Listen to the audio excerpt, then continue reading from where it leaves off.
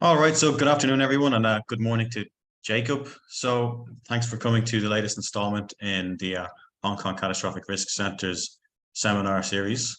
And our speaker for today is a senior research fellow in philosophy at Global Priorities Institute in the University of Oxford. His research lies mostly in social, moral, and political philosophy, and it has appeared in journals like Journal of Ethics and Social Philosophy, Oxford Studies in Political Philosophy, PPE, Economics and Philosophy, and lots of other great journals. And today he'll be talking to us about his paper, Philanthropy for the Disenfranchised. So please join me in welcoming Jacob Barrett. Great. Thank you, Adam, and thank you to all of you who've come. Before I start the actual talk, I'll give two quick disclaimers. I mentioned to Adam already. The first is that this was a talk that I gave a few times already before having written the paper. And now I've started writing the paper and lots of things have changed. And so I'm at this sort of weird in-between phase in the project. And so I've tried to sort of make things relatively coherent by switching some things, not others. But if anything seems disjointed, you can blame the state of the project, hopefully. And the second thing is that this talk is, I realize I'm giving this talk in some sense in Hong Kong. This talk's gonna be a very, very American-centric though, and I'm gonna apologize in advance for that. That's for two main reasons. The first is that philanthropy is in fact a largely American phenomenon. So something like 60% of total philanthropic giving happens from Americans. And the second, again, is that the original talk was for American audiences and I haven't been too lazy to change it. So the disclaimer is let's get going with the talk. Cool. So a 2002 edition of Time magazine featured the New Philanthropists, with Bill Gates headlining as its biggest spender. 3 years later, Bill Gates, along with Bono and Melinda Gates, promoted to Time's Persons of the Year for, quote, being shrewd about doing good. The next two billionaire philanthropists to be honored by a Time magazine cover were Warren Buffett in 2012 and Michael Bloomberg in 2013. The latter story reads, Michael Bloomberg wants to be mayor of the world. Closely behind came a 2014 story celebrating Mark Zuckerberg's then recent turn toward philanthropy. The story praises Zuckerberg's problem-solving aptitude, writing, he attacks social, economic, cultural problems the same way he attacks technical ones. In fact, it's not clear he makes much of a distinction between them. Finally, and most recently, a 2022 issue of Time magazine features effective altruism on its cover. How to do more good. A growing movement seeks to improve the world today and for generations to come.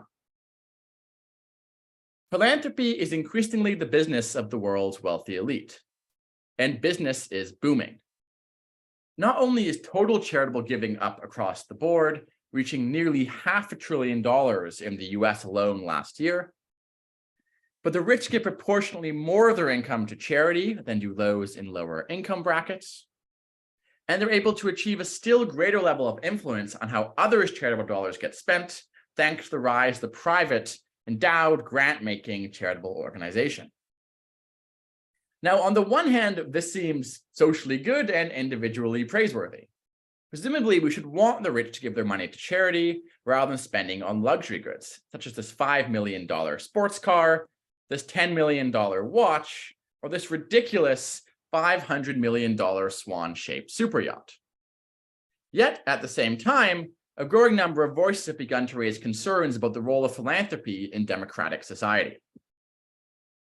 Central to democratic thought is the principle of political equality. All should have equal influence, or at least equal opportunities to influence the political process and the social outcomes over which it is authoritative. And seen in this light, our earlier magazine covers begin to take on a more sinister hue. The Gateses have definitely done a lot of good. For example, for the billions they've spent combating global poverty. Yet they receive much criticism for their role in domestic education policy, where they've been managed to successfully advocate for various controversial initiatives, such as the Common Core curriculum and the rise of charter schools. Indeed, Bill Gates is so influential in public school policy that critics have labeled him the, quote, unelected superintendent of schools. Michael Bloomberg was an elected official, but while in office, he gave out grants to a huge number of nonprofits around the city, what many saw as a naked attempt to shore up his position and enhance his bargaining power over other political players. Since then, he's explicitly vowed to spend his money influencing governments all around the world. But of course, Michael Bloomberg was elected mayor of New York City. He was not elected mayor of the world. As for Zuckerberg, While time might praise his failure to distinguish social, economic, cultural problems from technical problems arising at Facebook, this should raise red flags from the perspective of democracy. Some problems, but not others, fall from the purview of democratic governance. And finally, while the effective altruism movement began in the grassroots and so might seem to fit less well with our narrative of wealthy philanthropy, the Times story does note that the vast majority of EA's newfound wealth comes from two tech billionaires, Dustin Moskovitz and, yes, Sam Bankman-Fried. But it might seem rather troubling that our world for generations to come should be shaped by two billionaires, especially when it since comes to light that one of those billionaires has, sorry, my slides. One of those billionaires, come on, there we go, has allegedly defrauded his customers of billions of dollars and is currently facing up to 115 years in prison. Philanthropy then has an uneasy relationship with democracy. It distributes decision-making power plutocratically in proportion to wealth, allowing unelected and often untrustworthy individuals to shape social outcomes through either influencing or circumventing the democratic process, including in domains where we believe that democracy ought to be authoritative. How then can we resolve the tension between philanthropy and democracy? My goal in this talk is to try to answer this question, or at least to make some headway on it. In particular, I'm going to argue for two main things. First, critics are right to worry about philanthropy undermining democratic institutions or conflicting with democratic principles. Here, I'm primarily going to aim to synthesize and explain a range of criticisms already found in literature from thinkers such as Robert Reich, Ted Lechterman, and Emma Saunders Hastings. Second, I'm going to try to do something a bit more new. I'm going to argue that an important class of philanthropy, so far from undermining and conflicting with democracy, complementary but enhances it. I'm going to call this philanthropy for disenfranchised, and argue that the key to meeting our challenge, to resolving our tension, is to encourage this type of philanthropy while discouraging types of philanthropy that primarily benefit already well-enfranchised groups. So here's the plan going forward. I'm going to begin this talk by looking at everything from a purely instrumentalist or consequentialist perspective, concerned with the consequences of philanthropy in and for a democratic society. From this perspective, I'll suggest that philanthropy is a double-edged sword. Precisely because philanthropists are not accountable to democracy, they can benefit disenfranchised groups. But of course, unaccountable power is dangerous. Second, I'll investigate the topic from the perspective of theories that give some sort of intrinsic or non-instrumental weight to principles of democratic or political equality. Although such views might initially seem to challenge my instrumental analysis of the tension, I'll ultimately argue this analysis is robust in the face of these non-instrumental theories of democracy, although they do change certain details about how to prioritize different interventions. Finally, I'll make this all a bit more concrete by looking at some ethical as well as some institutional implications about sort of how individual philanthropists ought to give, and how we ought to reform the institution of philanthropy from the status quo. So that's a plan for the talk. Let's get going with the consequences of philanthropy. So it's fairly common when giving instrumental analyses of society to sort of assume a two-sector model on which there's sort of the market and there is the state. And on this analysis, there's sort of certain things that democracies have to provide or governments have to provide because markets are not good at doing so. Most commonly, people discuss public goods, which are goods that are both non-rival in the sense that my consumption does not prevent others from consuming it, or non-excludable in the sense that the producer can't prevent other people consuming it either. So a classic example is like a fireworks display, right? So me watching it doesn't prevent you from watching it. And if I'm putting on a fireworks display, it's really hard for me to make people pay for it, right? I can't stop them. They can just sort of see it in the sky.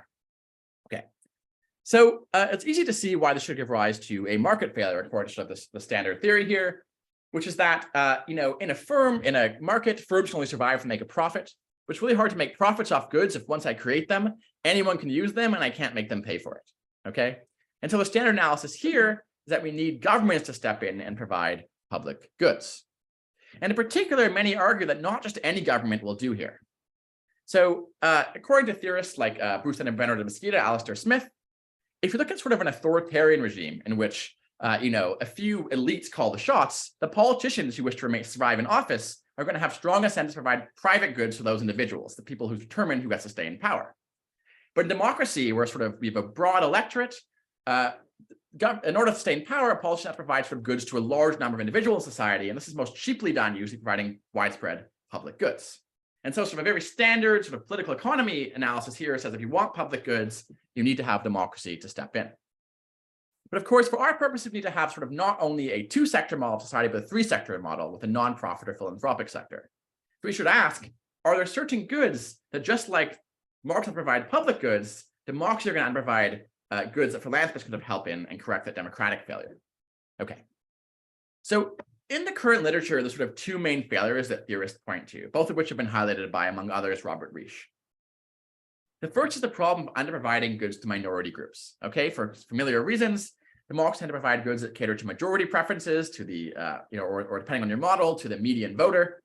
And so they tend not to provide goods that sort of benefit minority groups or those with minority preferences. Perhaps then philanthropists sort of play a role stepping in here, providing goods to minority groups. Second, Robert Reich argues that democracies struggle from problems of short-termism. For among other reasons, if a lot of politicians want to remain in office, they have to sort of focus primarily on the next sort of election cycle, like 4 to 8 years, and not on much longer-term problems that are going to happen sort of after they're already out of office. And so Reich thinks democracies are going to underprovide social experiments that sort of have long-term benefits, take a while to pay off. And philanthropists can sort of fund social experiments or policy experiments that can then later be taken up or not by the democratic process at scale. Now, what surprises me is that in this literature, nobody has pointed to what seems to me to be the sort of the most significant, and if I had more time, I'd argue, sort of all-encompassing sort of failure. And this is that democracy underprovide goods to disenfranchised group, which I mean individuals that not only formally lack the vote, more generally sort of lack significant influence on the democratic process or lack significant representation in that process, okay? And so let's suggest there's a case for thinking that philanthropy can maybe provide goods to disenfranchised groups. Now, in a moment, I'm going to come back to the idea that, of course, we can't just sort of assume philanthropists are going to do this out of the, niceness of their hearts. But first, given the centrality of this idea to my discussion, I want to sort of pause and ask 3 questions. First, why do democracies not provide goods to disenfranchised groups? Second, what groups do I have in mind? And third, how can philanthropists help? Okay. So the idea that enfranchisement helps groups to achieve goods is quite common, sort of a piece of democratic common sense, going back to theorists such as John Stuart Mill, who famously argued that when groups lack representation or influence over political decision-making, the decision-making is going to sort of discount or not adequately understand those groups' interests. A range of empirical and historical evidence sort of supports Mill's hypothesis. So, for example, after the great success of the women's liberation movement, the civil rights movement, after the achievement of women's suffrage and the Voting Rights Act in the US, we do indeed see significant evidence that governments began to significantly shift spending toward these groups. Theoretically, as well, the same considerations that make us think that politicians are going to sort of try to provide goods to those who are going to maintain them in power, the Democrat majority of the electorate, is going to also lead them not to provide goods to those who do not have control over whether they stay in power, right? They're going to have no incentives to benefit individuals who aren't enfranchised because those individuals don't determine whether or not they're going to stay in office. And in fact, insofar as benefiting disenfranchised individuals comes at the cost of enfranchised individuals, they're going to have an incentive not to benefit disenfranchised groups. Okay. But who do I have in mind when I talk about these groups that are whose goods the government does not provide sufficient goods to? Well, most obviously, I have historical examples in mind. Throughout most of the history of democracy, it's fairly young history, most non-white males, indeed most non-white, non-property owning, non-males lack the vote. But today, in many countries, people without citizenship can't vote. So I'm Canadian. When I live in the US next year, I'm not going to be able to vote. Some actually can vote in the UK for a weird Commonwealth rule. And likewise, in the US, in many states, people with criminal records cannot vote even after they're out of jail.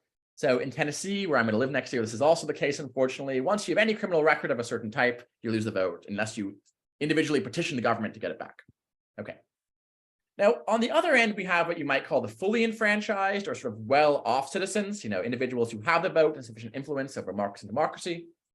But I here want to think of enfranchisement not as a binary, like vote or not, but rather as a scalar, like how much are you able to influence politics or how much are your interests represented in politics? So we can here think of a range of groups that are at least arguably partly disenfranchised. Okay, so if you take seriously work with people like Larry Bartels, which suggests that politicians' democracy are much more responsive to the interests of the rich. You might think that poor people are at least partly disenfranchised. The process is not as responsive to their interests as it should be. And likewise, if you take seriously argument for people like Michelle Alexander, and as well as worries about things like voter ID law, you might worry that Black people in the US and other people of color are disenfranchised because a combination of mass incarceration, as well as sort of the racial character of incarceration in the US, combined with felony disenfranchisement has left, in many cases, in Tennessee, something like 1 in 5 Black people are not allowed to vote due to a criminal record. A more sort of controversial case here is maybe children, who I put here with a question mark. So obviously, children are not fully enfranchised. They don't have a vote. At the same time, you might think that their interests are fairly well represented by their parents in the process. And instrumentally, at least, representation substitutes for sort of direct influence over politics. Finally, I want to draw your attention to a less discussed group of democratic theory, who I'm going to call the persistently disenfranchised. These are people, or beings, rather, who not only are disenfranchised, but who are never realistically going to be enfranchised, right? So this includes people in other countries who are disenfranchised from the perspective of our democracy, or in some cases, the global poor, for example, is disenfranchised from the perspective of sort of any well-operating democracy. It also, of course, includes animals and future people who cannot vote. And so when I think of disenfranchised groups, I want to have sort of this fairly broad range in mind. It's sort of a catch-all category for individuals who the democratic process is not sufficiently responsive to. Okay. So there's a lot of disenfranchised groups. Democracies are going to underprovide goods to them. How can philanthropists help? Well, abstractly, they can help because the mechanisms of market and democratic accountability that sort of prevent disenfranchised groups from getting benefits do not constrain philanthropists, right? Philanthropy provides a mechanism by which a few people with the resources can sort of decide to benefit some group, even the majority doesn't want to pay the cost to do so, okay? And so if you just have a couple philanthropists who happen to care, say, about future people or animals, they can simply use their money to benefit them without having to be blocked by the democratic accountability mechanisms, okay? And they can help in 2 main ways. First, they can engage in what's called direct benefit, or sometimes service delivery philanthropy, which sort of involves sort of giving direct benefits to groups to sort of try to promote their welfare. So a classic example is the Against Malaria Foundation, which spreads malaria nets to people in extreme poverty.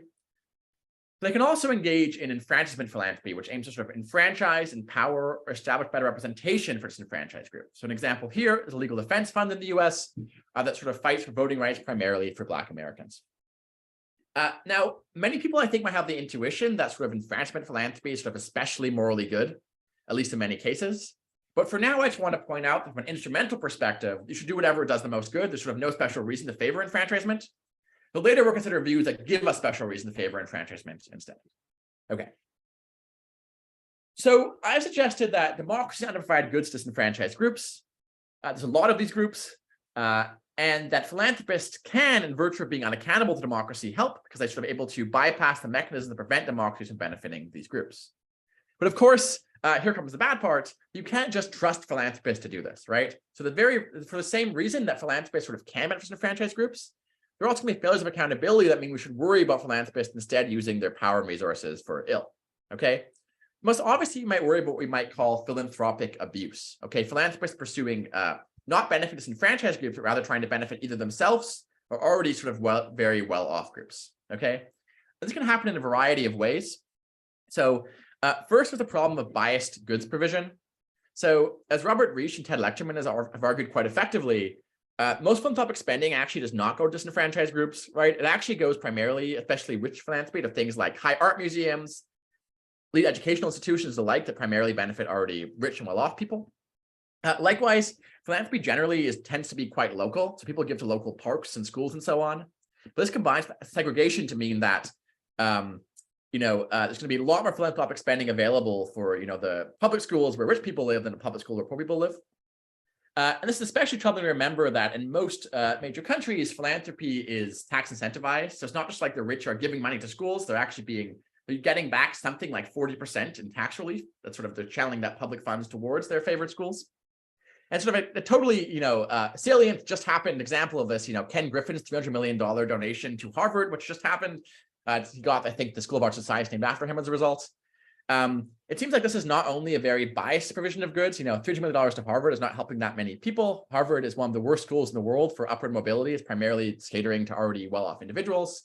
But also, Griffin got back probably about $110 million in tax relief. And that's clearly not an effective way to spend $110 million of taxpayer money. Okay. A related problem is that philanthropists can not only sort of affect the distribution of resources, but also can sort of directly influence government through mechanisms of state capture. So I've already talked a bit about Michael Bloomberg, who was able to sort of shore up his power through philanthropy and to sort of explicitly vow to influence governments all around the world. But of course, we can also worry about figures like the Koch brothers here, They've given a huge amount of money to the philanthropic centers and to nonprofit think tanks, which have sort of done a variety of things, such as especially earlier, sort of peddling climate change denialism and the like, sort of try to affect government policy.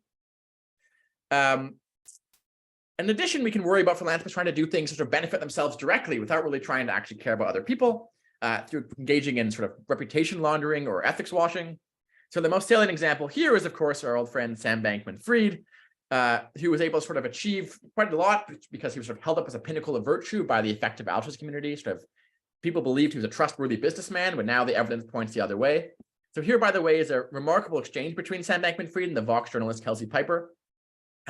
Kelsey Piper says, you were really good at talking about ethics for someone who kind of saw it all as a game with winners and losers, which Sam Bankman-Fried replies, yeah, I had to be. So reputations are made up to some extent. I feel bad for those who get, I don't know if I can swear here, effed by it, by this dumb game we woke Westerners play where we say all the right shibboleths and so everyone likes us. Ethics washing, right?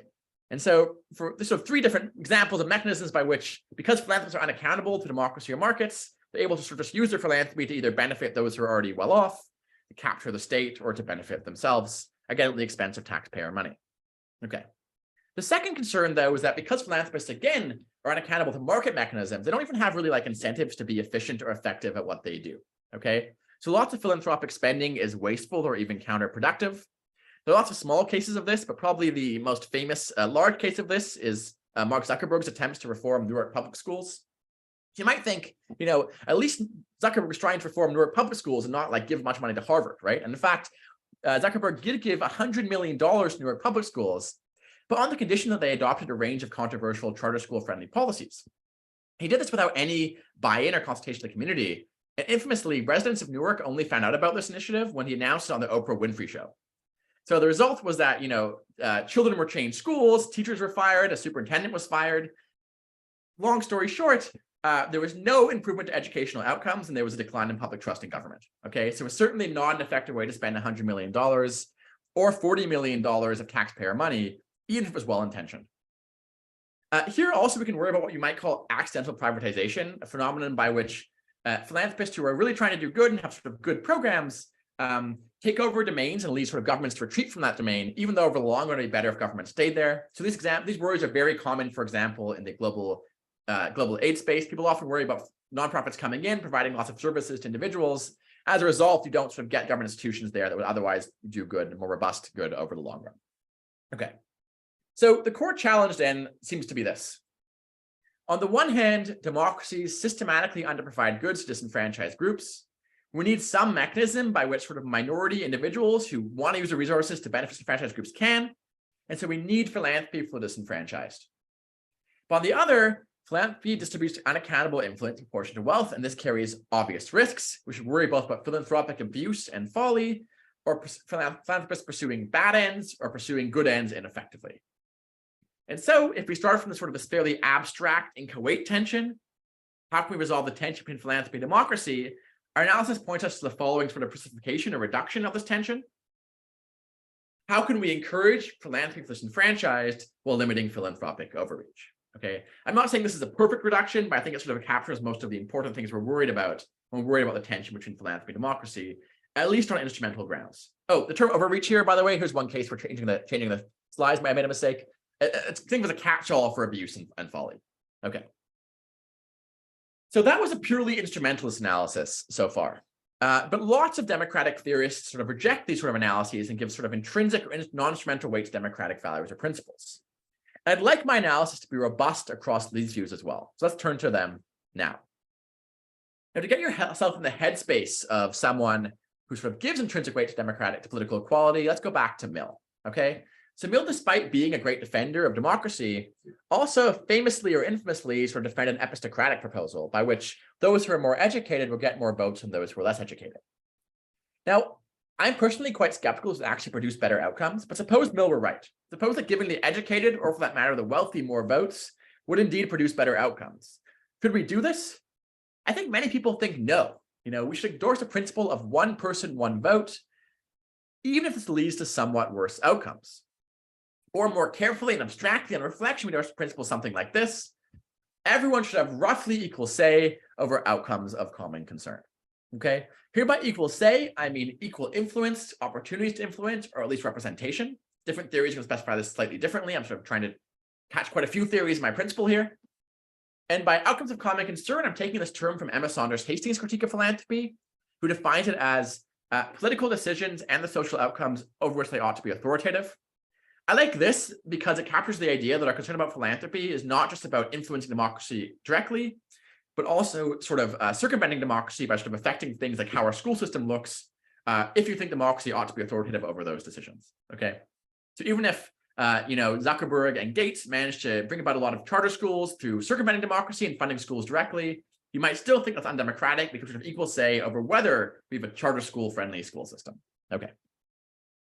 So this generates sort of an example, an objection rather to my previous analysis. Okay, so everyone's going to say, yeah, philanthropic abuse and philanthropic folly are bad, but do we really want to be encouraging philanthropists disenfranchised? And you might think no. Okay, so I've defended philanthropists disenfranchised as being sort of an instrumentally good thing, but you might think that given current rates of economic inequality, given that it's the rich primarily going to be determining what happens in the space, this is undemocratic because political equality is about who has power, not what or how much good they do with it. Okay, so even if Bill Gates does a lot of good through his educational reforms, there's still a problem that he shouldn't be the one who gets to choose what our school system looks like. And so doesn't philanthropy violate political equality regardless of who it is for or how effective it is? Okay. So I think this is an important objection, but I think it can be answered. Not in the case of the school system necessarily, but sort of in other cases. And I think we can answer it by going back to our principle of political equality. Everyone should have roughly equal say over outcomes of common concern. Okay, earlier I picked out sort of two terms here, equal say, outcomes of common concern. And now I want to draw your attention to a third term, everyone. Who is this everyone who should have roughly equal say over outcomes of common concern? Okay, who falls within the scope of political equality?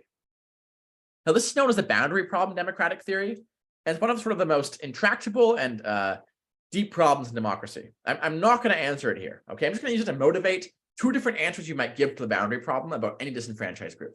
Okay, so for any particular disenfranchised group, for example, felons, those are criminal records, you can either have an expansive franchise view, which says, look, they ought to be included within its scope. So it's a failure of American democracy that felons cannot vote on this view because political equality says everyone should have an equal say and that everyone includes people with criminal records.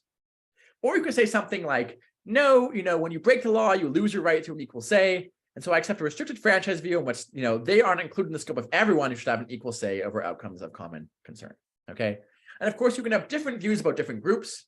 Presumably, all of us think that at least all non-criminal, adult citizens should have a vote, but you might disagree about whether, children should be enfranchised, you disagree about whether animals and future people should be enfranchised, or whether people in other countries should be enfranchised in respect of our democracy, right? You can disagree about all these things. And so more visually, in case this helps, if you sort of have democracy on the left and this group that's enfranchising right next to it, you have a different group on the right, democracy is not enfranchising. The expansive franchise view says democracy ought to be enfranchised in that group. It's sort of like this arrow that's not filled in, a democratic principle that's gone unfulfilled. Whereas the restricted franchise view says, no, democracy is doing exactly what it should do. It's not enfranchised in the group on the right, but it shouldn't be doing that anyway. Okay, those are the two possible views you can have about any particular group.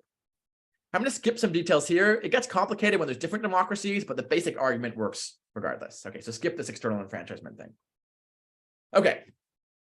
So I now want to argue that either way you go on this question with respect to a particular disenfranchised group, regardless of whether you think it's in or outside the franchise, you should still think that philanthropy tries to benefit that group, at least in many cases. There's no objection to it from political equality. Okay. So first assume that we have a view on which some group ought to be enfranchised, an expansive franchise view. Okay. So we think that, for example, people with criminal records ought to be enfranchised, they ought to have a vote. And maybe we think that, animals ought to be enfranchised in the sense they ought to be represented in democracy by some sort of mechanisms. Of course, they can't vote themselves. Okay. Well, there's going to be a gap between who isn't enfranchised and who ought to be enfranchised. Okay. Democracy is not living up to its own principles. And so it seems that philanthropy that tries to benefit these groups can sort of help close this gap in one of two ways. Okay. So first, it can engage in enfranchisement philanthropy, sort of tries to better give that group more influence representation. It can sort of engage in philanthropy, sort of try to give that group the vote, or sort of producing policy recommendations in a think tank that sort of is saying, here's how you represent that group better in democracy. And that sort of philanthropy is going to sort of causally enfranchise that group and sort of help better realize principles of political equality. But second, at least in many cases, if philanthropists do direct benefit philanthropy, they can qualify as representing the group in question. Okay, so if you have a democratic system that sort of no one's caring about animals in the system and philanthropists sort of coming in benefiting animals, there's a sense in which you're making the entire system better represent the group, animals they otherwise would. This won't happen in all cases. So you might think in the case of children in the school systems, for example, what's gone wrong there is that actually the democratic system better represents the interests of children than the philanthropists do, right? That's a very plausible view. But at least in many cases, you're gonna get the result that you have an expansive franchise view. Democracy ought to be, but is not, enfranchising the group on the right, and philanthropy can step in either by directly benefiting that group and making the entire system better represent its interests, or enfranchising that group and making it the case that democracy itself is sort of better representing its interest, right? So there's sort of two different ways it can go. Either it's going to be sort of helping to realize political equality and picking up the democratic slack. So this democratic principle is not being realized, and philanthropy can help. And so the picture here is you've sort of actual democracy on the left, democratic principles on the right. You have philanthropists using their money to sort of help close that gap, either causally by enfranchising the group or constitutively by representing the group's interest in the system. Okay, so what if you think that the group, though, should not be enfranchised? So what if you think, for example, look, future people ought to be benefited, we ought to care about their interests, but it doesn't make sense to think we can enfranchise represent them, which doesn't make any sense. Or maybe you think, yes, we ought to care about the welfare of people who have committed crime, but we shouldn't think they have political power, okay? Political power, okay? Well, in that case, we're going to find a different sort of gap. A gap between those individuals who ought to be enfranchised and those individuals whose interest we ought to promote, okay? And I'm going to here assume we're only talking about groups with interests that matter. We're not talking about like rocks, right? We're talking about morally statused individuals, okay? And we know that democracy is not going to do a good job promoting the interest of the group in question due to the structural mechanisms that make democracy not benefit disenfranchised groups. Okay, and so it seems then that philanthropy can help close this second gap by helping to promote the interests of the disenfranchised. And so doing, it can sort of help pick up not the democratic slack, but the moral slack. Okay, so we have democracy on the left, but democracy by itself is not going to benefit all the people who ought to be benefited. We need somebody else to sort of step in here, and philanthropy can sort of help pick up the moral slack. Or visually again, in this case, it's not the case that we have sort of this unfilled principle. Rather, democracy should only be enfranchising the group on the left. Okay, so democracy is not well suited to benefit disenfranchised group.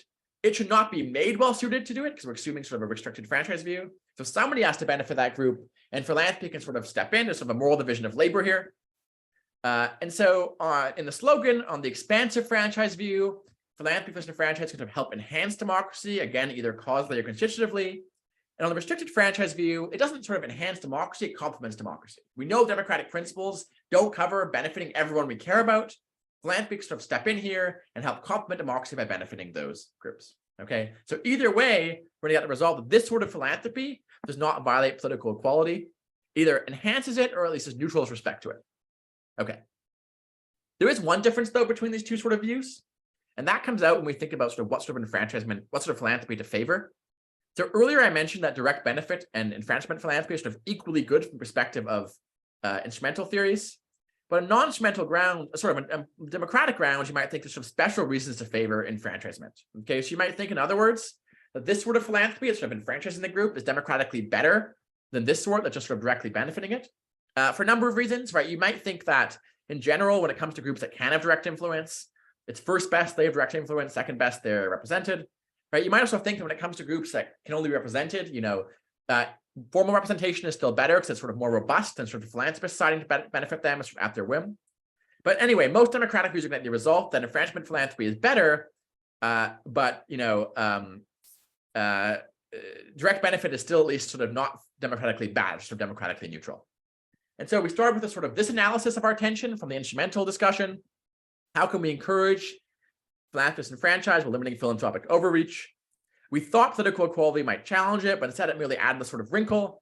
How can we do so while giving extra weight to enfranchising those within the scope of political equality? Okay, it doesn't defeat the case for philanthropists and franchise, it just says that we should give extra weight to enfranchisement rather than direct benefit philanthropy when doing it, at least for groups that fall within the scope of political equality. Okay. So that's sort of the main abstract argument, and I want to make it a bit more concrete by looking at implications both for the ethics of individual giving and the social and political philosophy for forming the institutions of philanthropy from the status quo. Okay. So ethically, I think it can here be helpful to sort of think about a contrast between two sorts of views. One view that only gives, is only concerned with sort of promoting welfare benefits. Another view that also gives non-instrumental weight to democratic equality, political equality. Okay. And so the former view, in fact, has been well discussed in the literature. It's, of course, the theory of effective altruism. Now, effective altruism is not only a philosophical thesis, but a social movement. There's lots of reasons you might criticize the social movement. I want to set that aside here and sort of focus on effective altruism's sort of foundational principles and high-level priorities for purpose of this talk. And those principles, the most important ones to me are this, as I view it, are this. First, you ought to give a significant amount of your money to charity. So, for example, most effective altruists give 10%. And second, you ought to give as cost effectively as possible. Well, that's understood in sort of welfarist terms. So the classic example is you shouldn't give to Make-A-Wish Foundation to give one kid a nice afternoon. The same money could save many kids from malaria, right? That's sort of classic effective altruist reasoning. And in practice, effective altruists then prioritize three main areas. And I'm taking these graphics from the Time magazine cover from earlier. Global health and development, trying to help those in extreme poverty. Animal welfare, primarily trying to benefit those in factory farms. And long-termism and existential risk, which is quite controversial. I have lots of views on this, but for our purposes here, I just want to think of it as benefiting future people, okay? Effective altruists try to give as cost effectively as possible and leads them to focus on the global poor, animals, and future people, okay? Well, I think the first thing that should jump off the screen to us is that these causes actually overlap quite well with philanthropy for the disenfranchised. In particular, the significant overlap between effective altruist causes and philanthropy for the persistent disenfranchised. And this actually shouldn't be surprising. If the reason why, if democracies are undersupplying goods to these groups, we should expect there to be sort of lots of cost-effective opportunities to benefit them for philanthropists, okay? The second thing, though, is that there's not going to be a complete convergence. And there's going to be divergence in sort of two main ways. One, when it comes to certain causes, and two, when it comes to certain interventions, okay? So first, if you take a view now that gives sort of non-instrumental weight to political equality or to democratic values, you might find that certain other causes are going to sort of come to the top or near the top of the priority list that effective altruists tend to focus less on. So, for example, if you think criminal justice reform is not just about benefiting people who have been convicted of crimes or will be convicted of crimes, but also with a matter of sort of enfranchising people, so making it the case that it's not the case that in Tennessee 20% of Black people don't have the vote or all felons don't have the vote, then you might have sort of extra democratic reasons to focus on this. And precisely because it's not a case of persistent disenfranchisement, something you could actually do something about, we could change the laws, you might think that this is actually an especially democratically important cause where you wouldn't think that if you were just focused on welfare benefits, perhaps. Okay. Second, when it comes to particular causes, I'm just going to focus on one for reasons of time. You're going to have a divergence in particular interventions you favor. So take the global poverty. Effective altruists tend to favor interventions that are direct benefit interventions like malaria nets, vitamin A supplements, or cash incentives for childhood vaccinations. Whereas if you have democratic values, you might favor things more like direct cash transfers to those in poverty, or what are sometimes called poor-led movements, nonprofit social movements that are directed by the people themselves and not by the priorities of the funders, okay? And so this actually comes out in an interesting debate that sort of just happened last year between two organizations. So GiveWell is an organization that sort of evaluates lots of other charities. It says, if you want to save the most lives, give here, right? And Give Directly is a charity that, despite its name and branding, is actually quite different. It gives direct cash transfer to those in extreme poverty, okay? And for a long time, GiveWell recommended Give Directly as one of their top charities. They said, look, if you want to save the most lives, give to malaria nets or Give Directly, right? Give cash transfers. But they recently changed their mind. They wrote, our top charities are currently 10 times as cost-effective as Give Directly's cash transfer program, which uses a benchmark. So you can save 10 times as many lives giving to malaria nets than to Give Directly, so you should give there instead. And I think what's interesting here is Give Directly's reply. So Give Directly did not say, that's false, we're more effective than you. They said this, you should give to us because we aim to respect and empower our recipients to make their own choices, elevating their voices in the global aid debate. This comes at a cost, so may even lose some efficiency in providing this option. So I read Give Directly here, they're basically saying, look, we think it's important to empower or enfranchise, give decision-making power to those in extreme poverty, to give them sort of more control over how philanthropic spending is spent. And so there's sort of a democratic case giving to us, even if we're less effective in welfarist terms, okay? So I'm not telling you, which of these two if either to give to. It's sort of a clear case of democratic values are going to point one way and welfarist values another. Okay, I'm going to skip these other examples and go to institutional implications. Okay. So most of the people who have looked at the issue of philanthropy and democracy have come to the conclusion that we need to sort of engage in democratizing program, which can mean lots of things. Here, what it means in particular, you ought to sort of try to encourage more mass philanthropy and less big donors, or in particular, you ought to try to equalize philanthropic power. Okay. There's lots of ways you might do this. It's actually, I think, the most interesting discussion of tax policy you'll ever see is this debate. But basically, there's lots of ways you might sort of change tax incentives to make it the case that the total philanthropic pot is as large as it otherwise would be, but sort of determined more by the preferences of the poor rather than the rich. Okay, equalizing philanthropic power. There's similar proposals sort of internal to movements or organizations. You can make the Gates Foundation internally more democratic, or effective altruism more internally democratic, and so on, in terms of spreading out power equally within the movement, right? So I think this is sort of a good thing to do in some respects. I'm not opposed to democratization. It has some important benefits, sort of combating both philanthropic folly and abuse. So when it comes to philanthropic folly, you might think there are epistemic benefits to doing this. So if you buy into epistemic arguments for democracy from the wisdom of crowds or the benefits of diversity or so on, you might think, yes, if we spread out philanthropic power more equally, we sort of fund better things. Likewise, it will sort of help with things like philanthropic abuse and state capture or movement capture. So it's harder to capture the state if there's sort of lots of small fish funding, giving philanthropic funding than sort of a few big fish. It also might promote political equality among the democratized group. So if you're democratizing the US nonprofit sector, you're giving some people in the US more political power than others would have. If you're democratizing the effective altruism movement, you're giving some people in movement more power than they would have had. Okay. The problem I have with this program, though, is I think it doesn't actually help disenfranchised groups, okay? And in particular, there's sort of two main concerns.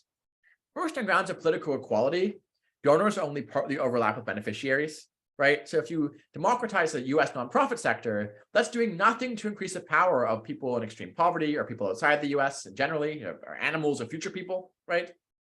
And secondly, it turns out empirically, the less wealthy don't give more to disenfranchised groups. It'd be really convenient if they did, because then democratization would be all we had to do. But empirically, it turns out actually the less wealthy, the main difference is they give more to religious organizations, to churches.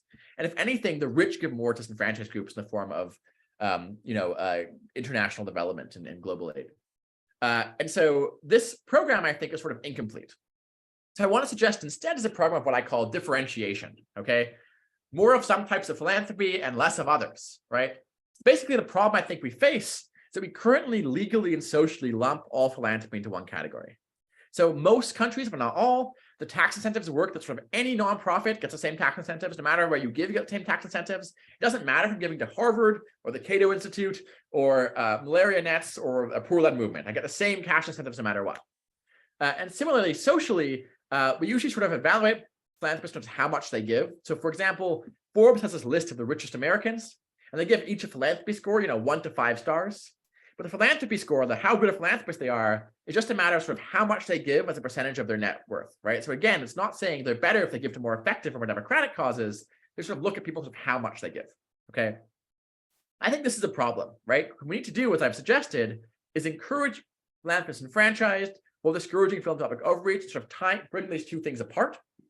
And while I do think democratization helps some with the latter, I don't think it actually helps them as suggested to benefit disenfranchised groups very much. Okay, so what should we do? Good question. I don't have extremely concrete policy proposals to give you today, but I do want to sort of, partly for the meta reason that I sort of think like, don't trust a philosopher giving you armchair proposals, you have to experiment with these things. But I do want to point you towards sort of the sort of thing I have in mind, so the leverage points for trying to differentiate philanthropy, okay? So philanthropy is not just something that happens, it's a social practice that depends on a wide range of both formal and informal institutions, okay? Depends on things like nonprofit licensing. So which organizations get to be nonprofits in the first place? In the US and in Canada and the UK, it's extremely permissive, both the number of causes they can serve, but also that the fact that licensing is basically a rubber stamp. It's not really actually taken that seriously, not enforced very carefully. You can imagine a system that sort of has a narrow range of purposes, like many countries use, and specifically purposes that benefits and franchise groups. You could also imagine licensing requirements have to actually show some efficacy or something along that lines. Tax incentives too, there's lots of sort of much subtler things we can do here. So some countries like Bulgaria, for example, actually have the sort of scheme in mind I have in mind where You get different levels of tax incentive depending on which nonprofits you give to.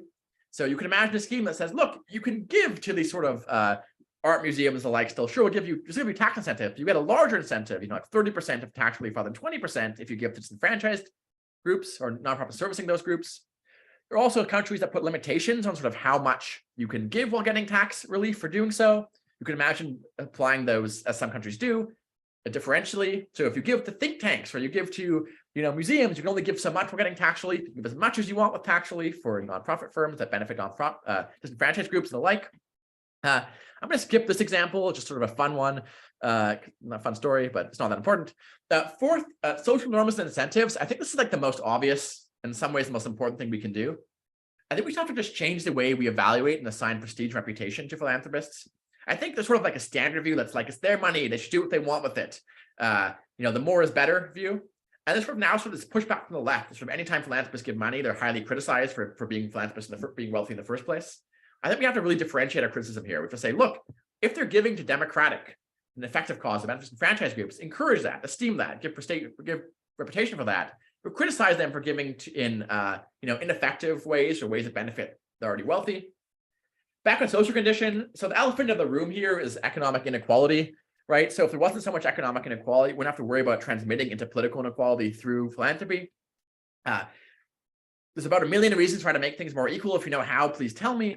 But I think it's just worth pointing out really quickly here that sort of just stop doing something like, massively increasing the taxes of the rich in the US, for example, is not a full solution.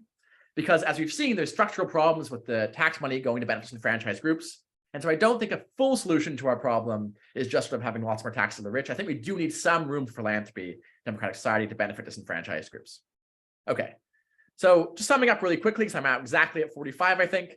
How can we resolve the tension between philanthropy and democracy? That was my initial question. My conclusions are the following.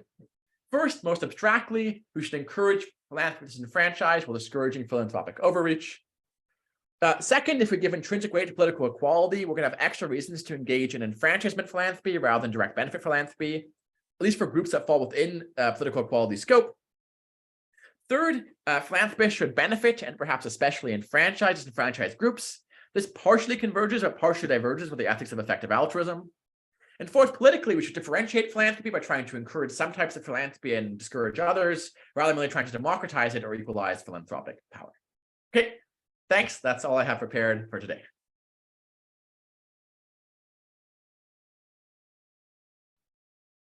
Thanks very much, Jacob, for that very interesting and rich, detailed talk. So now we'll open up for questions and answers. So same old procedure as usual. If you've got a question, just use the hand raising function. And if you've got a follow-up, maybe just type it in the chat. So a follow-up to one of the other questions. So first is James. Great. Thanks for the talk. I'm wondering, so I take it, right, and I think the last slide said something to this effect, that there's at least some moral reason, you think, for a philanthropist to give, to specifically enfranchise, right, to give such that you enfranchise. I guess I'm just wondering how strong you take this moral reason to be. Like, so I assume it's not an all-out obligation, like no matter what, you must maximize enfranchisement or whatever. But I guess I just am wondering how strong a consideration you think there should be for philanthropists. Yeah, it's a good question. So take the case I mentioned of give directly versus doing something like malaria nets. And suppose you think that giving people direct money counts as enfranchising them in the relevant sense. Some democratic theorists will say yes, some will say no. But suppose we're on a side where that sort of counts as empowering them in democratically relevant sense. But suppose also that it's really true that you're saving 10 times as many lives or doing 10 times as much good by giving to malaria nets and not cash transfers. Yeah, does the non-semantic consideration of democracy sort of outweigh this 10 times gain to life? Yeah, I don't know how to think about this, to be honest. So I don't really know to answer that question. So I think to put my full cards on the table, if I had to really, guess what theory of democracy I have, I'm sort of an instrumentalist. I don't really know if there is those additional reasons. I sort of want to explore what it would look like if you have those sort of views and sort of see if my argument was robust against them. And so, yeah, it's really hard to say. Like, it really depends how strong you think democratic considerations or political equality is. My impression is that lots of people in democratic literature think they're extremely strong to the extent that like you can basically, through a first approximation, theorize about everything's a political equality and it's going to, except in exceptional case, going to outweigh other considerations. If you have that sort of view, then probably, yeah, give directly, give to pro-led movement and try to sort of fight for voting rights or something. But my own view, I'm unsure how strong it is. So I don't have a very satisfying answer for you, or even like a way of thinking about it. If you do, I'd be curious. but yeah. I don't, but it's a hard question. So yeah, that's fine. Yeah, but thank you. Yeah. Andrea, did you have your hand raised a second ago, or was I seeing things? Yes. Sorry. So thanks for the talk. Actually, mine was very much could be seen as a rather follow-up of what James already said. So let me see if I can put it in a different angle. So is your project of enfranchisement, because I gather that you would also favor the fact that the idea that philanthropy should also be involved in favoring not the let's say the well-being of the disenfranchised, but you should also enfranchise people who are not. So is this also a transnational project? Because much of what philanthropy is doing is actually looking at the situation of people who are not in the US. And so, for example, if you want to maximize enfranchisement, or at least increase it, I don't know, would spend a few $1 million trying to, put an end to the North Korean regime be a valuable thing to do in the way of enfranchising a lot of people, or I don't know, toppling the Iranian regime or something along these lines? Would that be also a way that you think would be a way of enfranchising, or something that would be acceptable to do in all your view? Yeah, good. So there's it's a complicated issue. This is exactly the thing I skipped because it's so complicated, but thank you for bringing it up. Yeah, so I think there's a few different ways of thinking about this. So the starting point is, it's simple, easiest thing about in a single society. It's simplest what enfranchisement means. It means they're enfranchised here. But now take, now that's not in fact the world. There's lots of different democratic societies, lots of non-democratic societies. What does it amount to? Well, clearly the people in Spain, for example, disenfranchised from the perspective of America. But is this troubling?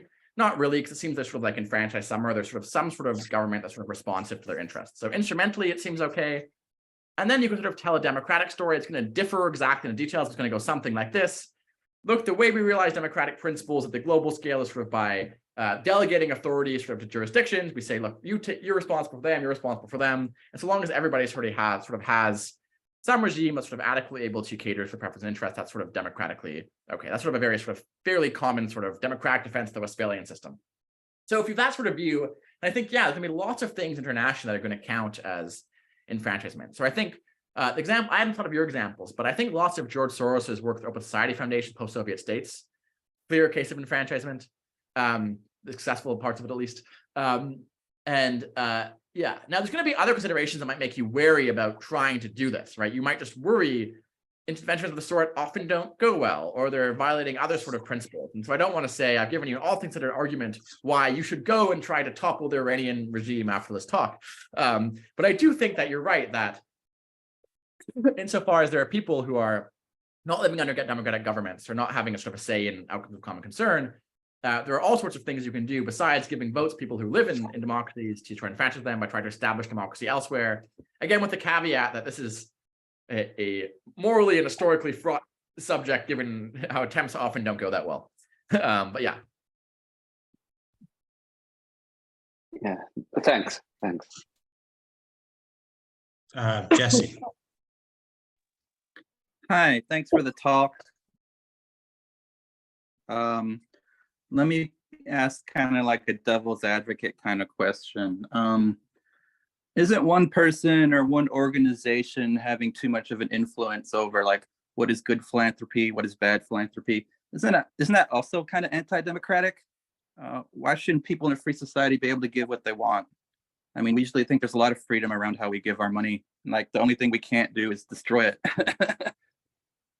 or do obviously illegal things. Yeah, good. So there are lots of limitations on how we could spend money. So I think lots of people think that, lots of people think that we should have regulations that limit campaign finance, for example, right? So if you think of lots of arguments in this space about sort of other ways in which the economic sphere economic inequality can transmit into political inequality through lobbying, through buying votes, through buying politicians, and so on. I think we're actually quite used to thinking that it makes sense to regulate things, limit spending in ways to try to preserve political equality. I don't think it's sort of a totally alien idea. I think lots of people's literature are sort of saying something like, and apply that to philanthropy too.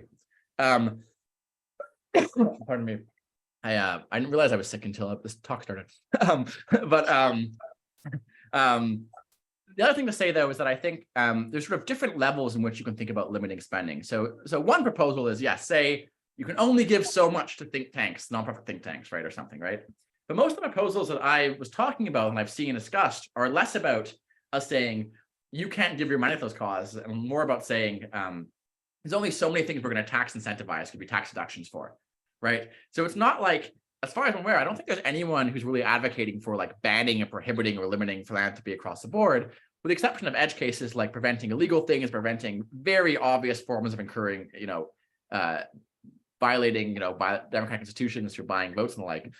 Most people are sort of thinking more about how to tweak the tax incentives. And so I don't think like in a free society, you get to decide the government gives you 40% back for giving to charity, right? So I don't really know if that argument's as strong once you realize that we're mainly talking about whether to withdraw or change tax subsidies rather than whether to prohibit or permit things. I'm not sure I'm fully responsive to your question. Did you want to, was that responsive to what you're asking? Or that definitely responds to the second half of it, and it makes a lot of sense. So like, do you think religious organizations in the US should be counted as nonprofits then?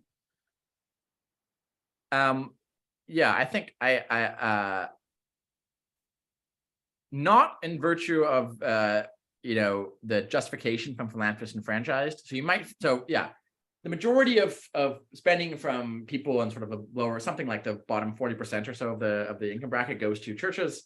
You might think that's sort of going to get used for benefit for people elsewhere. It turns out it doesn't, and mainly the majority of it actually sort of goes mainly to maintaining the churches and stuff. I think there's very little instrumental or democratic case for keeping them as nonprofits. You could think there is sort of this minority rights or pluralist case for keeping them as nonprofits anyway. So you could think that, I mentioned this case for benefiting minority groups, and I said that I thought disenfranchised groups largely encompasses this. You might think this is a case where those come apart, and actually you have a case where groups that are enfranchised, in many cases, nevertheless sort of have some sort of, there's a benefit having philanthropy here, sort of benefit minority religions and the like. I guess putting my cards on the table, I think they should not be nonprofits, but there could be arguments I haven't really considered for doing it from this sort of direction. Yeah. So democratically, who should decide these rules? Well, democratically, presumably we should decide them together, right? But we do have a sort of system of rules. People can vote to change them. I mean, the truth is that many of these are changed administratively. So like during COVID, the US's philanthropic rules totally changed, and they changed back a few months ago to almost no fanfare. So these things do change with almost nobody knowing. But I think democratically people should decide these. But I think that this isn't necessarily an objection, right? So here's an interesting feature about lots of issues, including this one.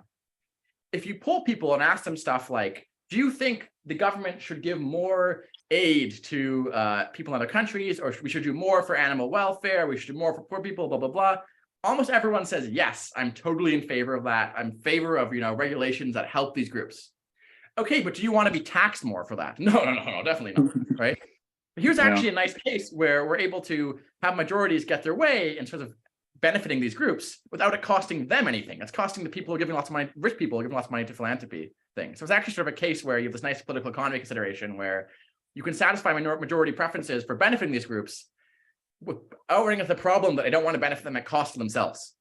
So I actually don't think it's like that unrealistic that these sort of things could be democratically popular. But there's of course this question about how we set this, and I don't think anyone is saying like we should grab control of government, me, myself, and like just change their philanthropy rules and leave the rest as is. Of course, any change is going to have to be democratic, but I think it's a case why substantively the changes I'm suggesting would be more democratic rather than left if they were implemented. Thank you. That's helpful. Dan Marshall. Oh, I think you're muted. Sorry, can you hear me now? Yep. Okay. Yeah. So this is a small question. I think you said that there's one problem with philanthropy. Philanthropy is there's no incentive to be effective. Is that right? Is that something you said? And then like because that seems incorrect. I mean, like if you're giving money for this purpose, then the vast majority of people are going to be wanting to make the world a better place. Otherwise, why give your money away rather than spending it on yourself? And you used Mark Zuckerberg, I think, as an example where he gave money and it wasn't very effective. But of course, people might make mistakes about what's effective. So that's the question. Yeah, good. So I think there's a few ways of thinking about this. So first, the point I meant about there being no incentive is sort of no structural incentive in the system. So this isn't necessarily true for all nonprofits. So if you have sort of nonprofit charities and you have a populace that cares a lot about efficacy and they need to sort of attract funders, then there is some incentive to be efficient or to at least demonstrate efficacy to get the funding. It's much less true when it comes to the extreme wealthy who have their own private foundations. It's sort of a skip step in my argument. So when you have private foundations like Mark Zuckerberg's, or actually his is technically for profit, but does nonprofits. Anyway, when you have sort of the rich who have their own big pots of money, don't have to attract donations, but have endowed private foundations, that's when there's sort of no structural incentive for them to be effective, because it just lives on due to endowment. It doesn't have to sort of outcompete other firms as in the market. Now, you're right that people might care about being efficacious. They want to make a difference. It just seems to me that this is a, unfortunately, rare attitude that I think is one thing effective altruists do get right. So it's pretty remarkable if you look at actually the spending from not just the wealthy, but everyone, what they spend their money on is, and you ask them sort of why they spent it. Very often it's because they have some personal connection to some cause, or because it sort of like seemed like the thing to do. So I don't think like Griffin gave the $300 million to Harvard thinking that was the most effective thing he could do in the world or something, right? And people very often, you're a family member who had some illness, you're going to donate to charities to deal with that illness, even though it doesn't have a large burden of disease or something, and so on. And so I think you're right insofar as you are motivated to try to make the world a better place. Of course, you have sort of an internal motivation to do so. My thought was more that there's sort of no external incentive to do so, or at least when it comes to the very wealthy of their big pots of money and their endowed foundations. And second, that in the background, I'm sort of assuming this sort of the status quo norm is that actually lots of people don't even really carefully think through how to be effective. This is sort of why effective altruism was sort of like a new view and not just sort of like a view everyone already endorsed, because very often people choose on the basis of other considerations and not just efficacy. Now, of course, there are some who think your way, and that's why I think there are some philanthropists who do tons of good. But I don't actually think it's this external incentive, or it's as common as you'd hope when it comes to people's own decisions about where to give. So, I mean, just to clarify, so you agree that people do have, like the vast majority of people who give money to philanthropy do have an incentive to be effective, just not they just don't have an incentive to choose the option that absolutely maximizes, is the most effective. Use of their money. Sure. Yeah. So I understand.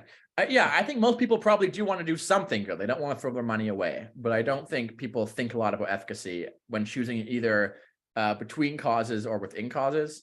So, for example, I was recently having a chat with this is just one anecdote, but just seems to be a pervasive way of thinking. I was recently having a chat with someone who said, "Oh, you're working at GPI, you're thinking about this effective altruism stuff. Where should I give? I really want to give to someone that deals with deforestation. What's the most effective version of that?" So this is a very constrained way of efficacy. You have this, this pet project of yours. You care about deforestation. You care about, I don't know, Lyme's disease. You care about whatsoever, and you say, "I care about that. Maybe within that, I want to make a difference." But you're not really thinking about efficacy when thinking about which cause to give to in the first place. And I think that's quite a common way of thinking. People, maybe I'm wrong. I don't actually have the stats, but my impression from just talking to people and from the fact that lots of people reject effective altruism for this reason is that it's not a super common way of thinking, especially among the super wealthy. Again, I think Bill Gates really tries to be effective. I think Mark Zuckerberg doesn't really try that hard. I think it just varies. And so the contrast is with government spending. Is that so? Government does try to spend their money in the most effective way. Governments, I mean, obviously, it's a fairly optimistic look at governments, but the contrast was actually, so I was thinking more that, so I was contrasting two accountability mechanisms, democratic accountability and market accountability. I think market accountability gives you incentives to be quite efficient, right? It gives you, obviously doesn't work perfectly, but firms have to be at least sort of satisfy us in terms of efficacy to make enough profit to survive. And I think democracies, some decision-making aims at efficacy. So lots of decision-making is in fact, administrative stuff that's using cost-benefit models and the like. It depends a lot by the country, actually. But I was thinking more the market mechanism helps with efficiency or efficacy. The democratic mechanism helps with sort of trying to benefit the people, a certain number of people, not just doing things to benefit yourself. And then the thought that neither of these mechanisms is on philanthropy is what gives rise to two different types of failure. So maybe one of the question in the background here is that I was implicitly assuming a fairly optimistic view of what democracies can do generally. There's another argument for philanthropy that just goes like this. Democracies don't do anything well. We need philanthropists to step in. That is an argument I've heard people make. I was sort of assuming for purposes of argument, democracies are pretty good, but have certain structural failures. But of course, you're right that you can't just assume that on faith. There's lots of democratic inefficiency as well. Lots of bureaucratic bloat and the like as well that sort of is clearly making democracies less efficient than we might hope. So just to summarize the claim, so the idea is that democratic government is more incentivized to maximize effectiveness than people involved in philanthropy. That's the claim.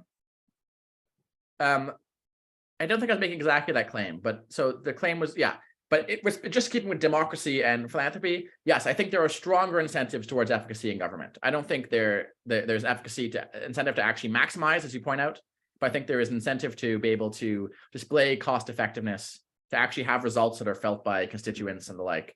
Whereas I think there's effectively no external incentive in the case of philanthropy. It's entirely internal in the way that you've pointed out. People care about making the world a better place. Okay. Could be wrong, but that's what I'm thinking. Yeah. So I see Leonard has a question, but I'm gonna just jump in very quickly with a follow-up, and then Leonard, I'll let you have your question. So just a quick follow-up that's prompted by what Dan was just saying. And so one way of reading your paper that I was thinking about is that you're balancing like instrumental concerns and non-instrumental concerns. And once you start thinking about these non-instrumental concerns, you might think that philanthropy should be democratized in certain ways. And I know you canvassed various proposals towards the end, and I'm sure you favor some more than others. But I was just thinking, if we're introducing into our assessment non-instrumental concerns, then you might think, well, there's the instrumental concerns, you have the non-instrumental concerns related to democracy, and then you also get other non-instrumental concerns. And then you might think, a lot of people would say that special relationships are intrinsically valuable in a certain way. And this is something that might render permissible donating your own money to what others view as seemingly frivolous causes, like, I don't know, giving 10 million to Harvard, which I presume does not need 10 million or whatever. It's probably more than $10 million, to be honest. 300. Oh, quite a bit more than $10 million. All right. So I guess it's not really, I don't quite know how to phrase this question. I just think once you start really bringing in all of these non-instrumental concerns, then the upshots might get a little bit messy. So for example, one thing, and this is very sketchy, could be totally wrong, but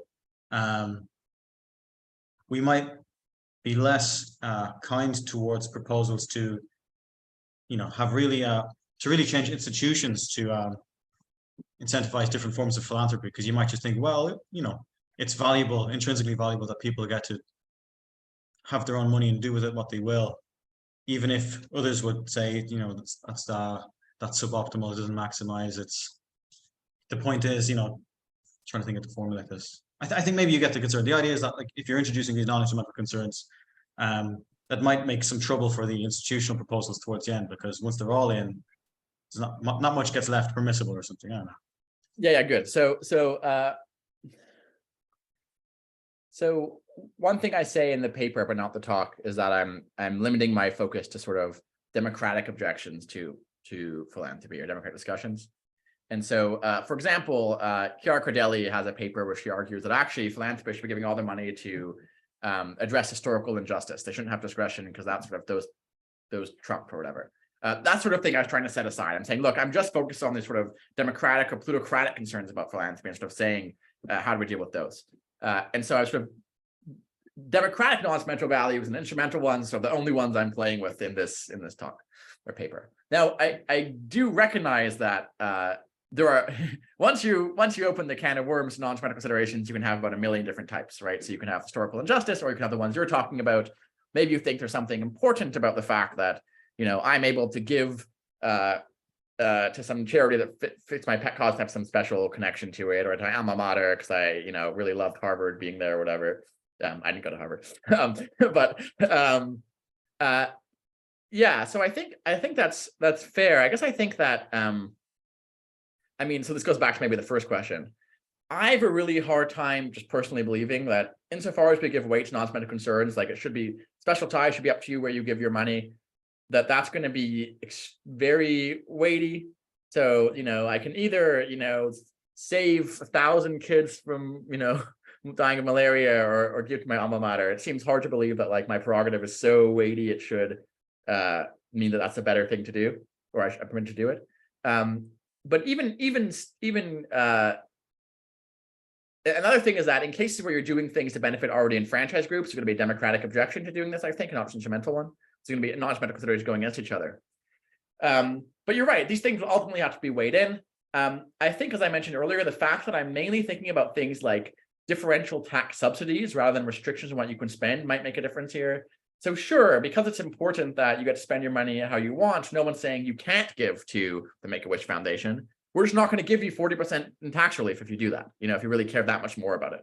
And so, yeah, I think you're right that there's something incomplete about it. I'm like, here's 2 types of considerations. I'm going to leave the rest aside.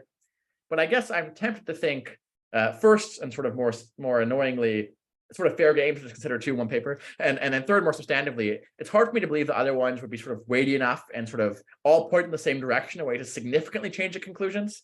But that's sort of more a hunch or than actually something I've carefully worked out, looking at all the different considerations. Yeah. No, it sounds plausible, and for what it's worth, I also think it's fair game to restrict your analysis in this way. Yeah. I just thought it would be worth following up on Dan's question. Leonard, sorry for interrupting. You have a different question. Yeah, but kind of a related one. Thank you for the talk. It was very interesting. I think you already hinted at some of the potential answers to my questions, but I'm going to ask it anyway. Yeah. I was thinking about a potential objection from politically egalitarian towards your point, and curious what you think about that. So I take your point in the second part of the presentation to be that there are certain either democratic gap or moral gap in current democracies, and philanthropy of the disenfranchised, we help to bridge that gap. But a political egalitarian could respond by saying that maybe philanthropy is not the best way to do that. Maybe there are a better alternative, and an obvious alternative is to push for policies to help those disenfranchised, and the policies are made in a way that's democratic and politically equal. So supposing, which is like a very controversial supposition, they're supposing that democratic policies and philanthropy have the same effects, then it seems that like pushing for public policy for the disenfranchised is more politically equal on balance. So I wonder how you would respond to that. Thanks. Yeah, good. So the first thing to say is that somebody has to do the pushing, right? So for example, if you look at the civil rights movement in the US, a massively philanthropy-backed effort. There's a lot of philanthropists giving money to the civil rights movement in various solicited bodies to try to help push for voting rights, right? So this wasn't the end, the thing that was, you were able to achieve a policy solution in the Voting Rights Act, but philanthropists, that was actually an instance of enfranchisement philanthropy helping to achieve this policy goal. So some of what I'm talking about when I talk about enfranchisement philanthropy is exactly sort of private funding to try to help. You can't do explicit lobbying, but you can think tanks or lobby particular. The Movement for Black Lives is a nonprofit, right, that you can donate to. Various things that are pushing for policy change are nevertheless qualify as nonprofits. And so part of what I want to say is, yes, I agree there are some cases where policy solutions are possible.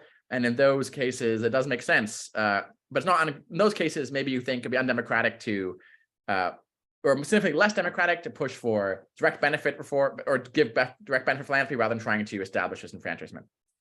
There are other cases where I think it's just not plausible that this is going to happen. And that's why I sort of very briefly distinguish between the persistently and the disenfranchised and non-persistently. So I could totally imagine us getting to a place where we've, failing disenfranchisement is no more. Having a criminal record means you can still vote. We've sort of, to some extent, mitigated some of the biases in the system towards benefiting the rich rather than the poor. And so there's all things we could push towards. I don't think we're ever going to get to a place where our democratic system is going to, benefit those in other countries or future people or animals as much as we'd like them to. And so I think at least certain groups are sort of the persistently ones are ones where I think that solutions sort of aren't really available. You can have a commission of future generations or something. They're not going to do as much as them actually being able to vote, right? Where I think it's true that for other groups, I think you're right that ultimately a policy solution might be best. And so the best philanthropists can do in the meantime is sort of help engage in enfranchisement philanthropy. Now, one thing you brought up though that I'm sort of was wishy-washy about or something was, suppose it's a case where the philanthropists could be choosing to spend their money trying to enfranchise felons, trying to get them voting rights. Is it undemocratic for them to instead just sort of try to do things like reform the conditions in prisons or something, right? And there it's a little tricky what to say. I sort of want to say something like it's less democratic. They're having sort of like a less beneficial causal effect on realizing political equality. They're not actually violating political equality because it's not like a case where there's some sort of like standing principle of political equality that works and it's sort of these groups are enfranchised and now you're sort of like violating that. So I want to say something like it'd be democratically better, but not undemocratic to just benefit the groups. But this is one thing I'm really unsure about what to say about. This is exactly one point where I think you might be right. There might be cases for thinking like, if there are more democratic alternatives, there's democratic objection to doing the less democratic things. In which case you're right that in lots of these cases where there's plausible we could actually enfranchise these groups, you should be doing something to do that rather than trying to benefit them directly. Yeah. Does that sound right to you? Yeah, makes sense. Thanks. So we've got about 11 minutes left. Does anyone else have any questions? Anyone else want to jump in? While we're waiting, well, there you go. Actually, no, Dan's got a question. So, Dan, how about you go first, and then I'll have another question myself. Yeah, just a question on the something I know nothing about pretty much, the non-profits versus like which organization should be a non-profit, which organization should be a profit. I would have thought it was kind of obvious. Well, I was shocked by the claim that the churches should not be a non-profit because they seem a very different type of organization than a like an ordinary business that is out to make lots of profit. So and churches run non-profit schools and various non-profits that have a very different mode of apparatus than like for-profit organizations. So why do you think that churches should become profit? Lose their non-profit status? Yeah, good. So I guess it depends what you mean by losing non-profit status. So one thing would mean that churches would have to pay taxes. Another more minor thing you can mean, which you can't have this distinction in the US, but you do have in other countries, you can have nonprofits that they don't pay taxes, but you don't get tax relief for donating to them, right? Another thing it could mean is that we take away certain tax concessions, like the fact that churches don't pay sales tax and things in some contexts, right? So when I said maybe it's a little flippant when I say show me nonprofits, I think there are lots of ways you could again disaggregate these things or differentiate philanthropy here. So for example, I think you're right, like nonprofit schools run by churches, that seems like something that's sort of legitimately something to serving the community. But then you have like this giant, the real thing that I think gets people's ire and sort of my ire as well is you have like these giant mega churches with like these super elaborate things, and that's all nonprofit, right? And it's not clear why, in what sense they should be, able to avoid tax relief, especially in cases where they're not, catering to minority groups or not catering to disadvantaged groups, but sort of catering to the wealthy majority of, some religion or something, right? And so I think you're right. It's a little tricky when thinking about what does it mean to make something not a nonprofit? Are we saying that churches have to compete in the market to survive? Maybe not. Maybe that's a reason to keep them as having sort of not going to pay taxes, at least if they can sort of claim they're going towards their money's going towards certain things. So like in some countries, you actually do have nonprofits. They have to sort of like itemize their expenses, and they get tax relief for the ones that are fill purposes and not tax relief for others. Again, the US is like extremely permissive. You're just all written off. And so I think you're right that it might have been too flippant to say like get rid of all of that church stuff to compete in the market. But at the same time, I think churches get a huge number of benefits, many of which aren't going to any charitable purposes, let alone benefit disenfranchised groups, which is why I think I'd be at least in favor of sort of reducing the tax benefits many churches get. Though again, it could be in a sort of differentiated way rather than sort of just cutting them off entirely. So what if the donations going into the church are being put to like build a new cathedral that's cost a huge amount of money? You seem to be saying that that's a kind of a bad kind of purpose for that should not be seen as a tax. That should not be given these kind of tax benefits and so forth. While having soup kitchens and stuff like that, that's fine. Is that the sort of distinction you're making? Because then that seems like to be putting kind of is that what you're thinking?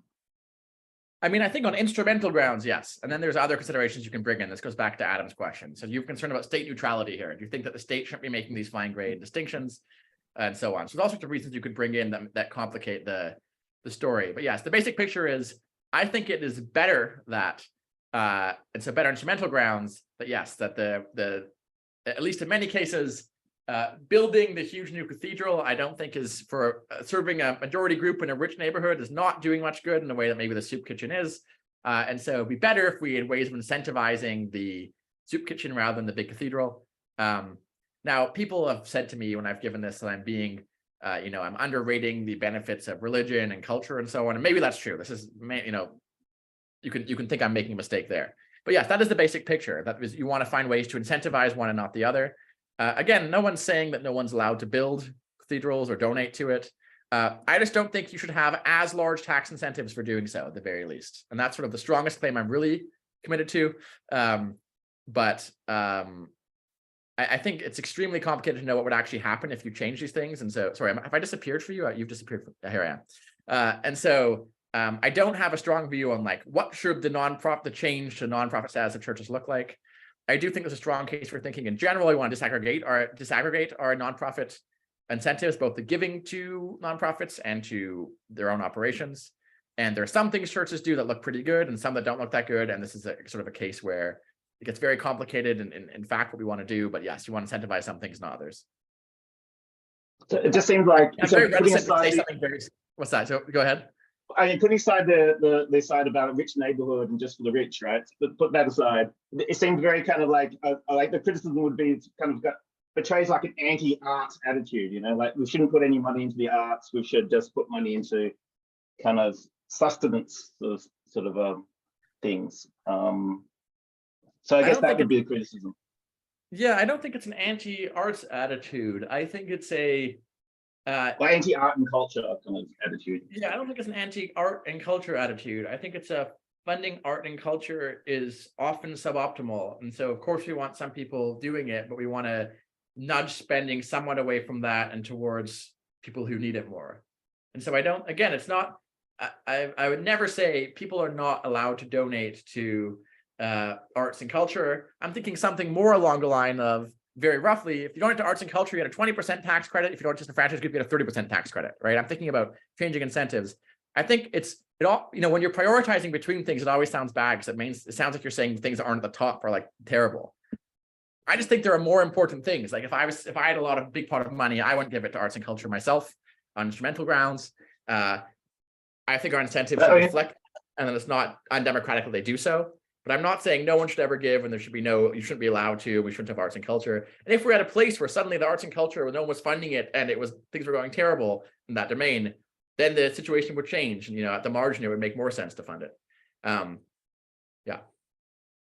So I mean, just think your background view that we should, as a society, we should put less money into arts and culture and more money into, saving people's lives and stuff like this. I do think that, yes, I do think that, in fact.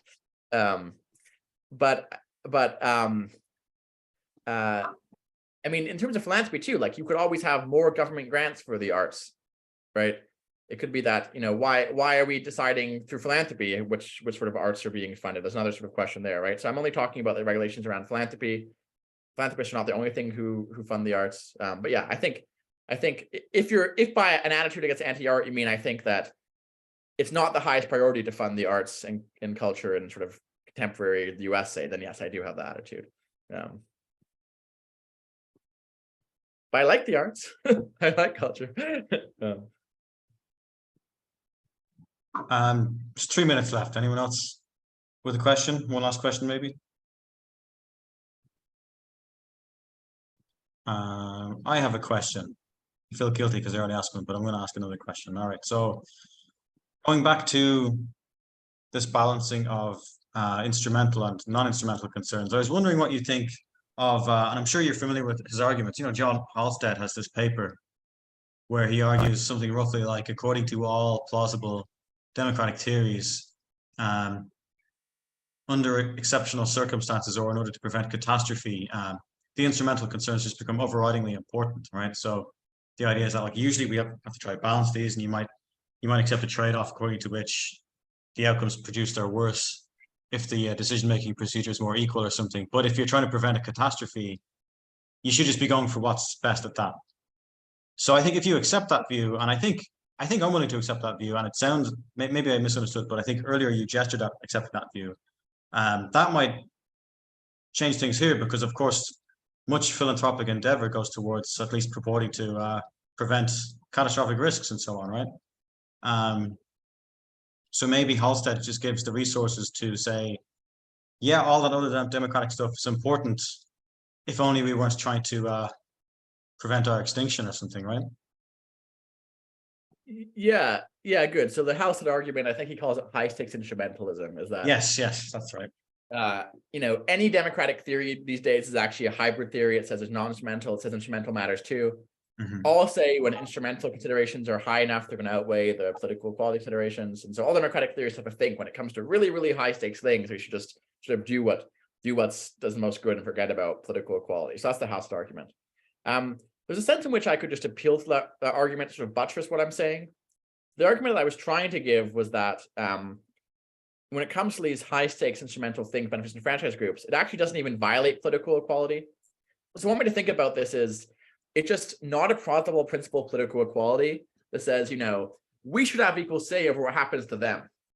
Where that group is a group that's disenfranchised, either because they should be enfranchised but aren't, or shouldn't even be enfranchised, right? So there's no plausible version of political equality that says you're doing something undemocratic by deciding what happens to them or something, because it's important that we all together in this room have equal say over what happens to that group. There might be exceptions, it's important that we get to say what happens to our children or something, right? But as a general principle, I think that's plausible. And so I want to make the stronger claim that these things aren't even violating political equality. But of course, you're right. Halstead gives me the fallback position, which is if you don't buy that argument, if you say, no, actually it violates political equality for the philanthropist to benefit that group when, if the stakes are high enough, the Halstead thing will say, well, actually it can outweigh. But again, the weighing these things, as it came back to our very first question, is always really hard. I feel reticent resting arguments on claims like, well, this thing is just more weighty than that. I did that in this Q&A a couple of times because I was cheating, but I feel reticent to do that. And so I was trying to get sort of an argument that doesn't have to rely on that, but I can sort of use as a fallback. The other thing is also like, as I said earlier, I think I'm basically actually am an instrumentalist about democracy. So non-instrumental stuff is all sort of like, if you have this view. But I think there's a danger of the Halstead view. I think it's like you can read it as saying, it's a catastrophe right now, so sort of override democratic procedures and just like do the most important thing and forget democracy. But if you think that democracy is quite instrumentally valuable, there's sort of a big long-term worry about doing this actually. So I'm writing a paper with Sam Bagg about this, basically like why high stakes long-term problems shouldn't lead you to reject democracy or shouldn't lead just sort of embrace authoritarianism. And the basic idea is very roughly, over the long run, when you do this stuff, the chance that the government's going to become captured by people who are not even doing the stuff you care about, but doing bad stuff is super high. But democracy reduces the risk of capture. And so I think in principle his argument is right, but I get worried about people reading the argument to say, forget about democracy, just sort of pursue the good thing. When over the long run, that sort of strategy might actually look really bad. But now it's sort of off topic. Yeah. No, I agree, and I didn't mean to imply that the implication was to, well, forget all the democracy stuff. I guess I was just trying to say it would only be if it were like the instrumentally best choice. And I'm familiar with Bag's work, actually. I really like his paper criticizing epistocracy. I think it's the best version of that criticism out there. So I'll be excited to read that paper you're working on. We're just about out of time, actually. Everyone, please join me once more in thanking our speaker, Jacob Barrett. You can't hear me clapping, but I'm clapping. Right. Thanks, everyone. This is really helpful and really fun. I appreciate you all coming out and asking questions. Thanks, Jacob. Bye. See ya.